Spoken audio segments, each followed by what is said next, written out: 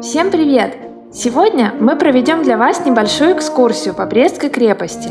Сюда стоит сходить, даже если вы приехали в Брест всего на один день. Добраться в Брестскую крепость можно на нескольких автобусах или маршрутках. У центрального входа всегда звучит метроном и запись голоса Левитана, объявляющая страшную новость о нападении на СССР.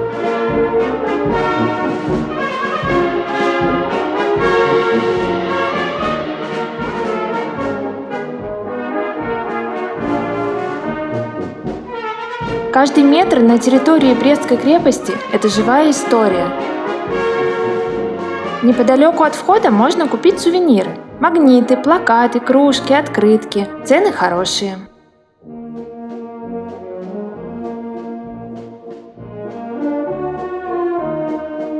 Это армейский клуб, в котором сегодня, как и раньше, звучат военные песни. Атмосфера впечатляет.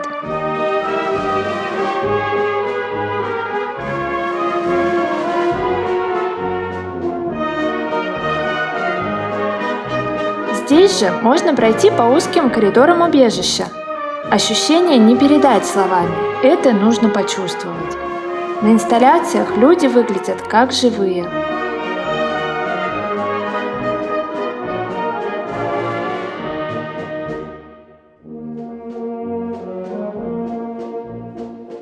От скульптуры «Жажда» в груди сжимается сердце. Водопровод в Брестской крепости был поврежден в первые часы войны. Люди погибали от жажды. Вода была так близко, крепость окружена рекой, но стоило к ней подойти, и немцы тут же открывали огонь. Напротив установлен знаменитый мемориал мужества, один из самых узнаваемых символов Брестской крепости. Рядом установлен 100-метровый обелиск в форме штыка русской винтовки Мосина. Здесь горит вечный огонь, у которого всегда лежат живые цветы. Перед поездкой в Брестскую крепость советуем почитать книгу Сергея Смирнова, который рассказал правду о начале войны по воспоминаниям тех, кто держал оборону. Или посмотрите фильм «Брестская крепость» 2010 года. Вы будете смотреть на это место совсем другими глазами. Кстати, большую часть фильма отсняли здесь. Говорят, при съемках нашли немало ценных экспонатов. На территории крепости есть 4 музея. На наш взгляд, самый интересный музей обороны. Обязательно зайдите в него. Если хочется, на входе можно заказать экскурсию или взять аудиогид. Большая коллекция оружия, военная форма, личные вещи солдат, письма, приказы, фотографии. Все это производит сильное впечатление. Музей достаточно большой.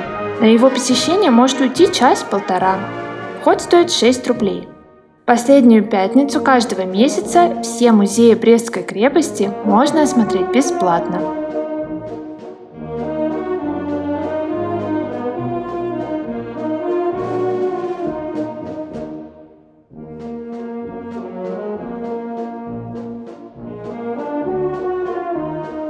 Это один из символов Бреста – Холмские ворота.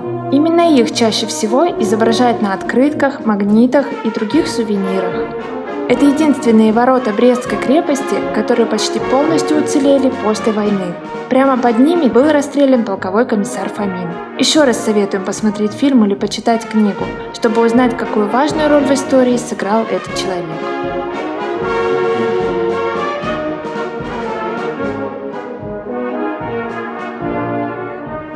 В центре Брестской крепости стоит Свято-Николаевский гарнизонный собор. Он успел побывать православной церковью, католическим костелом, в советские годы красноармейским клубом, а в годы войны играл важную стратегическую роль. Есть смысл взять экскурсию по Брестской крепости, чтобы больше узнать об этом и многом другом. Это действительно интересно и стоит того. Если группа большая, выгоднее взять официальную экскурсию перед входом в крепость. Экскурсионное бюро работает с 9:30.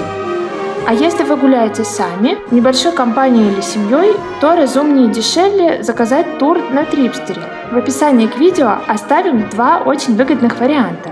Обязательно посмотрите. Брестская крепость достаточно большая. Экскурсии длятся в среднем 1,5-2 часа. На самостоятельный осмотр может уйти в 2 раза больше времени, потому что ориентироваться здесь не всегда просто. Кстати, поесть тут можно только в одном кафе, да и то не слишком сытно. А в жаркий день воду лучше взять с собой. Советуем не пожалеть времени и осмотреть не только центральную часть крепости. Дойдите до восточного и западного форта, спуститесь к реке, где это возможно. Осмотрите все руины.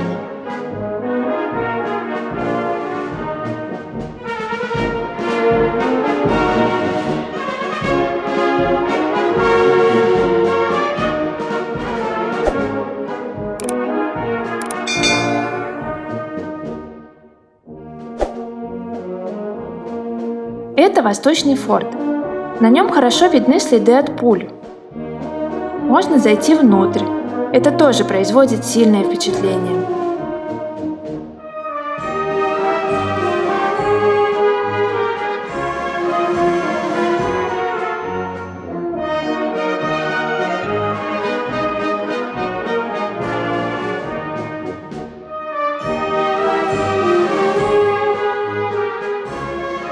Обязательно дойдите до западного форта.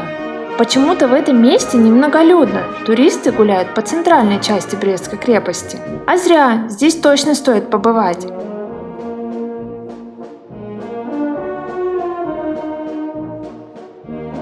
Посмотрите на эти плакаты. Кажется, что в окнах действительно есть люди. Здесь можно узнать места из фильма «Брестская крепость». Этот форт находится немного в стороне.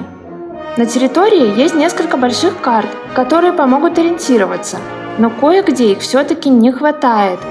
Чтобы вам было удобнее, мы оставим карту Брестской крепости в описании к видео. Можете скачать и загрузить в телефон или распечатать, если пойдете самостоятельно.